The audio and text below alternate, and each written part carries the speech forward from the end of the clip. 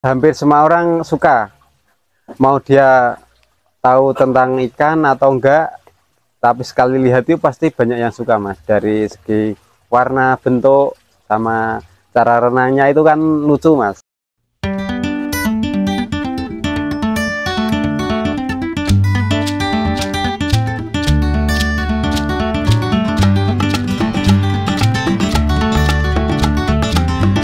Assalamualaikum warahmatullahi wabarakatuh.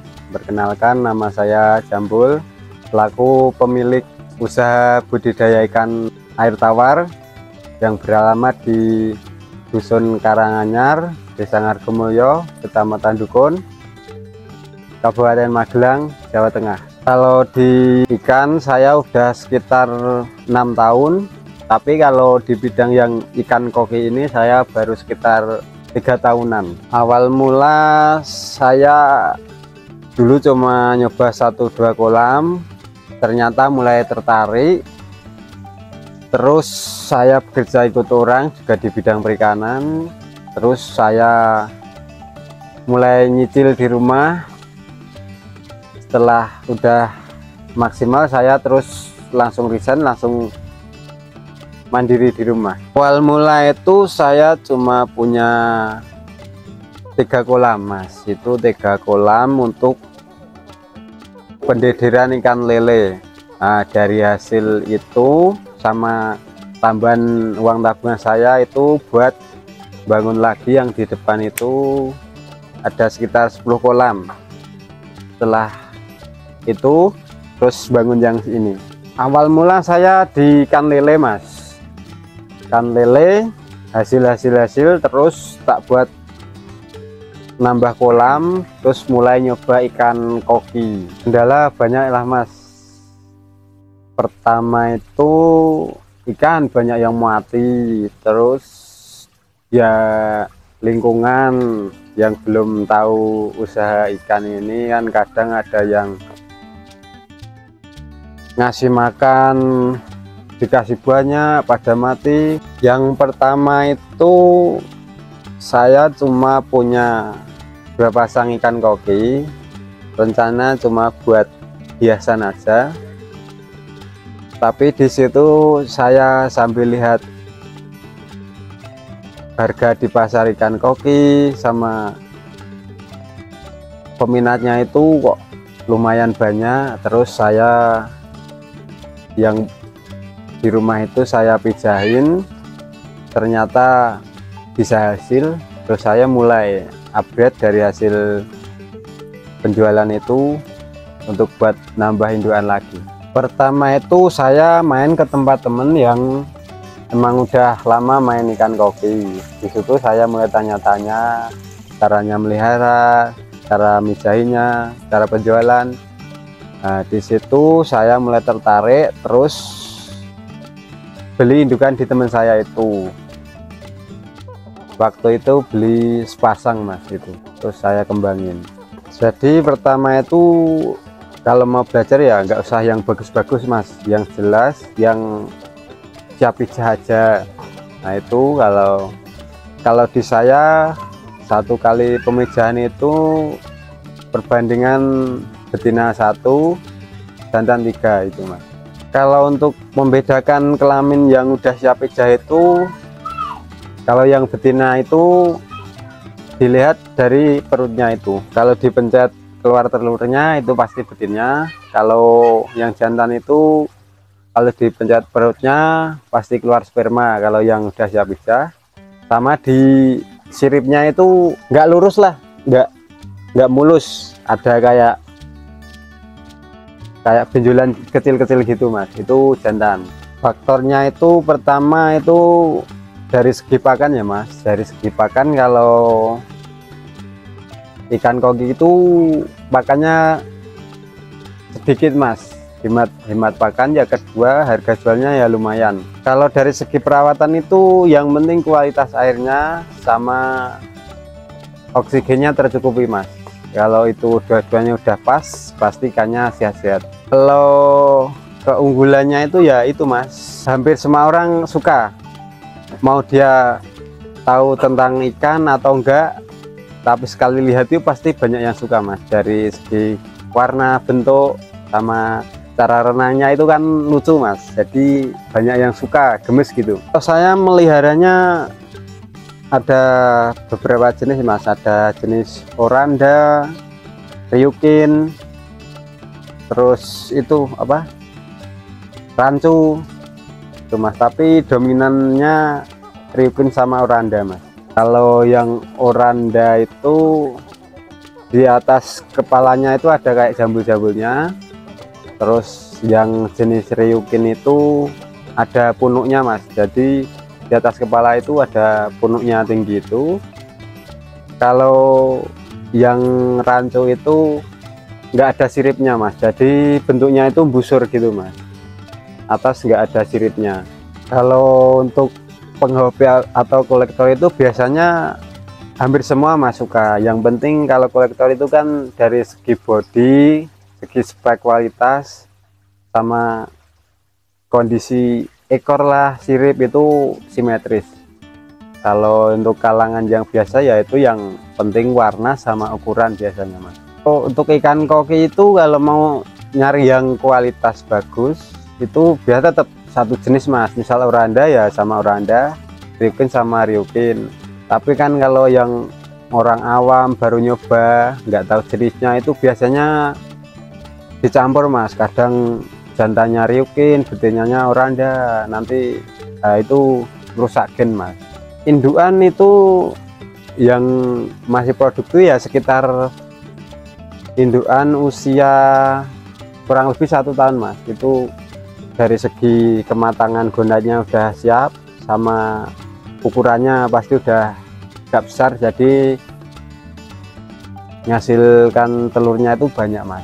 Kalau di sini cara pemijahannya, kita menyiapkan kolam dengan air yang jernih, dikasih media. Kalau di sini medianya yang gondok, terus dimasukkan ikannya ke kolam itu, nanti udah mijah sendiri. Kalau di sini betina 1, jantan 3 mas. Waktu pemijahan itu saya jadiin satu di kolam pemijahan itu sekitar jam 9-10 pagi. Nanti saya cek lagi paginya itu pasti udah nelur, terus saya angkat induannya.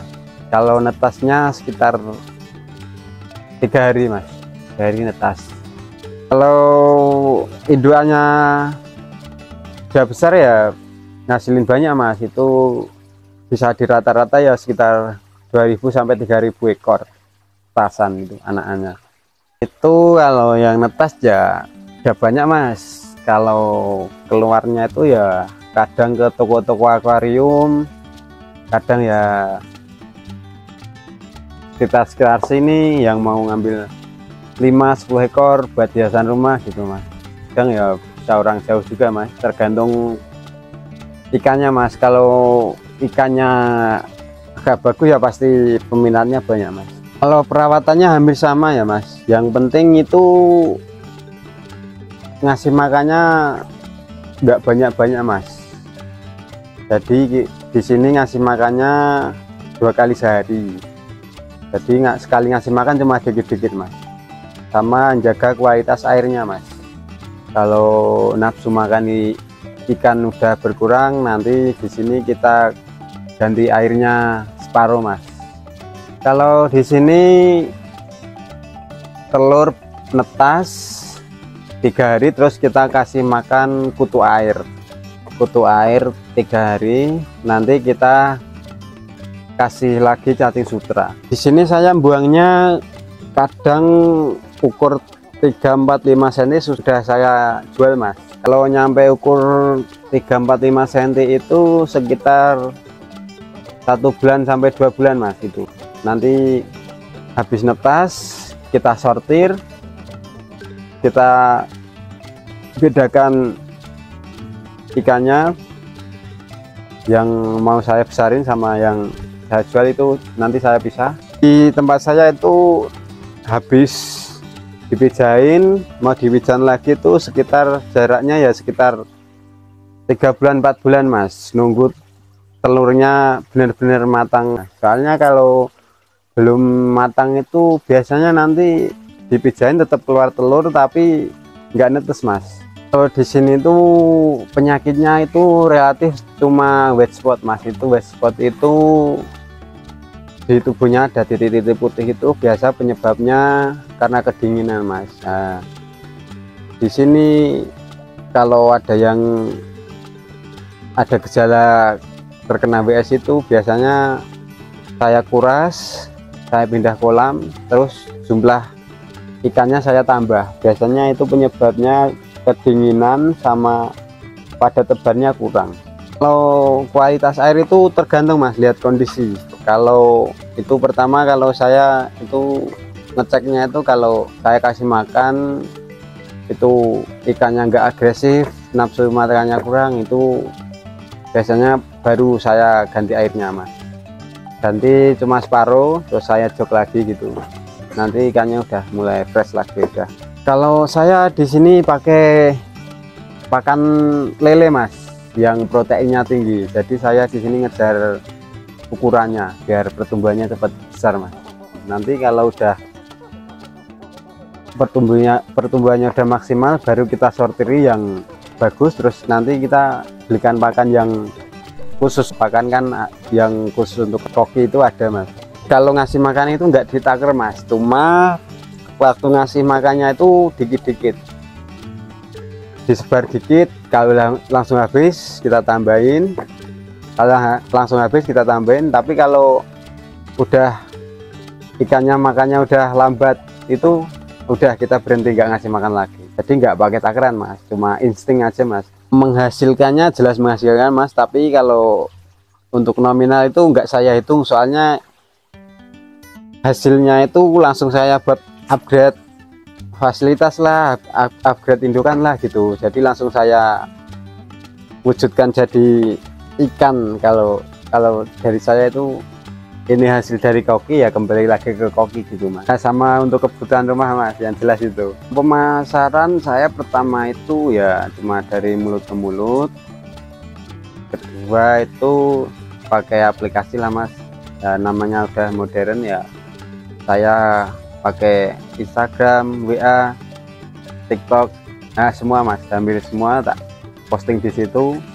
Kalau punya saya itu rata-rata masuk ke toko akuarium mas, ke toko-toko sekitar sinilah, sama ya mana ya, paling yo ke kota sama ke Jogja mas. Udah ribuan mas, soalnya kan satu kali mijah aja keluarnya udah begitu, kejual semua, berarti udah ribuan lah mas, udah banyak. Nama budidaya di sini saya kasih nama Berkah Asrep mas, Berkah Asrep Farm. Terus nama Facebooknya Jambul Prasetyo. Untuk nomor WA nya 085 713 995 342. Kalau kita mau produktif itu ya harus berani mencoba mas, jangan takut gagal. Kalau gagal ya coba lagi. Buat teman-teman kalau mau mencoba sesuatu itu tetap coba, langsung coba aja nggak apa-apa. Nanti kalau soal pemasaran, soal apa itu nggak usah bingung. Nanti kalau kita punya barang ya pasti bisa jual, karena ada yang jual pasti ada yang beli gitu mas. Bagi teman-teman yang mau belajar tentang ikan, bisa main ke tempat saya, bisa belajar bareng, ya sharing-sharing bareng. Terima kasih kepada teman-teman udah nonton video saya. Sini saya cuma menceritakan tentang pengalaman saya, kurang dan lebihnya saya minta maaf. Dan jangan lupa tonton, like, subscribe di channel YouTube-nya Jejak Rezeki. Mantap, jos.